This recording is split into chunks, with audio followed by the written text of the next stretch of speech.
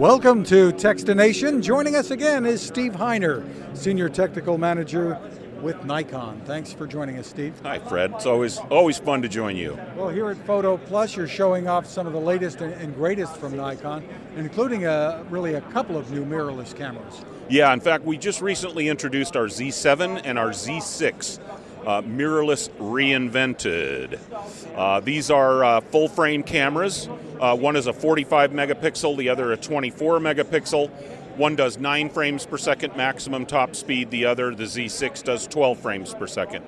Other than that, they're practically identical. Slightly different ISO range and resolution, autofocus marks, but all of the same great features in the Z7 are in the Z6 as well.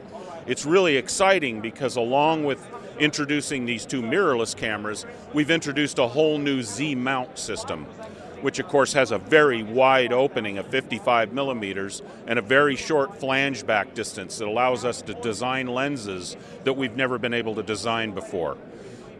What do you tell photographers, Nikon photographers, who may have this nice collection of lenses? Can they still make use of them? I'm one of those collectors. I have many lenses. That's the best part about this system, coming from a company like Nikon that has such a legacy. From the very inception of this product, we designed what we call our FTZ adapter. And this fits on the camera and replaces that shorter flange back distance that went away when we went and took the mirror box out of the camera. So with this FTZ adapter, you can adapt all of our current AFS lenses in our current line of lenses, but you can also go back to over 360 different types of Nikkor lenses through the years that will fit on your camera to varying levels of operation, of course, but the fact that you can mount them and still use them on this camera broadens the system from the day we introduced these cameras. Really awesome. What are some of the other features that people should consider when they're maybe looking at mirrorless and maybe switching over? Well, a lot of people tell us that the size is what's most attractive about a mirrorless camera, is that the body size becomes much smaller. Now, that doesn't necessarily in every case affect the size of the lens all too often, but we've designed a lens of introductory lenses with the Z system that include a 35 1.8, a 50 1.8, and a 24 to 70 f4.0. Those lenses aren't the fastest lenses that we will make for this camera, but we thought that they made a nice compact package to introduce the camera with. So the promise of having a lighter, smaller camera is already the case in the introduction of the Z6 and the Z7. When you go and you mount other lenses on it, of course, the ability to work with bigger, albeit bigger, older Nikkor lenses, or even our current AFS line of lenses, makes it a huge benefit to photographers who already own their glass. If you're a video shooter, the Z6 at half the resolution actually can shoot full frame 4K UHD and DX mode 4K UHD with what's called a pixel for pixel readout. So you don't have too much excessive resolution to make the best possible video picture. Now Z7 also has 4K UHD to full frame, but it goes through a different process. When you're in DX mode on the Z7, it also is pixel for pixel. It's a much cleaner image. So the video shooters out there will really appreciate the Z6, and also it's about $1,300, $1,400 cheaper. So it represents a really great bargain for somebody who's into video or who wants a first-time full-frame mirrorless camera at under $2,000. It sells for $1,999.95. So it's a great entry-level camera with any of those 3 native lenses or the FTZ adapter and any lenses an owner might already have. I guess there are some photographers who are reluctant for one reason because of the viewfinder, switching to an electronic viewfinder. What are your thoughts about it? Well, that's one of the things I think that delayed us getting into this market earlier, was that a lot of the associated technologies in building a mirrorless camera were not really at the level that we wanted them yet. So once we got to a point where we could implement a really high quality EVF in this camera of 3.6 million pixels, but we didn't leave it at just that. We actually built a multi-element lens as a part of the viewfinder that has an aspheric lens element in it that keeps the sharpness and the clarity of this EVF.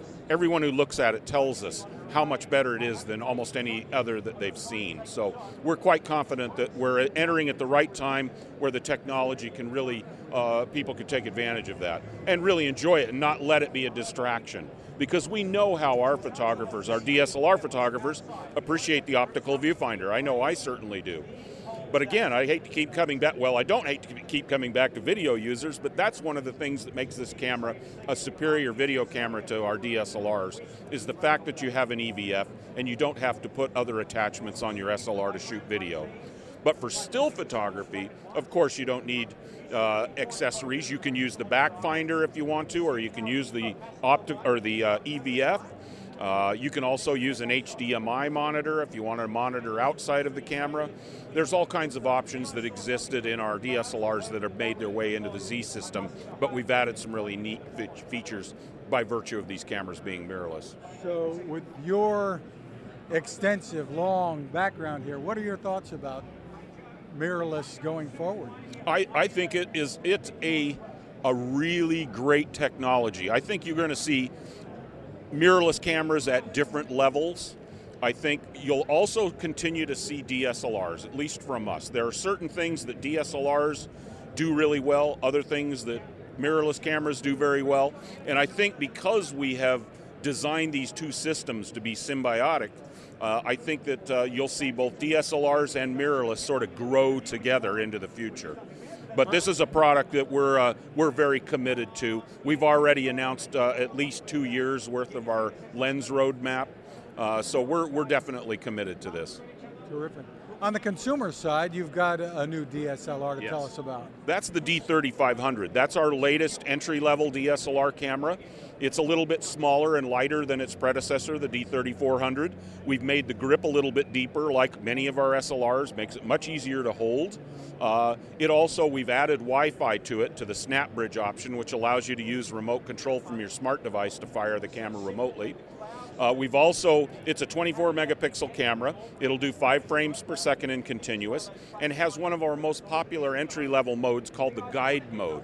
And the guide mode is a prompted system that actually asks you about what you want to take a picture of, and it guides you through the process of setting up the camera. People have told us it's really, really helpful, especially if they're coming from a cell phone camera or a point-and-shoot camera, to get an easy introduction to DSLR photography, and it's built right into the camera. It's like a tutorial that guides you through the process of setting up the camera. And then once you no longer need it or want to be on your own? You can go to another mode on the camera. Once you have that confidence, you can switch to the other modes and you're good to go.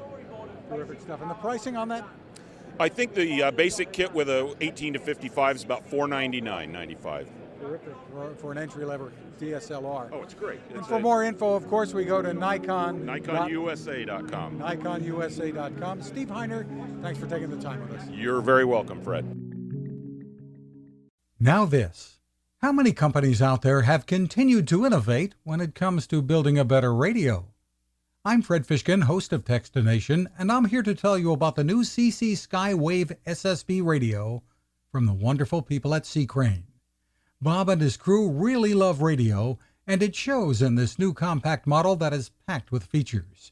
Beyond great AM and FM reception and sound, you can tune into shortwave signals from around the world, listen to ham radio operators, aviation, and more. It's the radio you'll turn to every day, and in emergencies. It will run for nearly 3 days on just 2 AA batteries. Pair the sleep timer with the new Soft Speaker 3, and you've got the perfect radio for your nightstand. Of course, it can wake you up too. Click on C-Crane at Techstination.com and put in the code Techstination for a free flashlight with your order. They love radio, and you'll love C-Crane.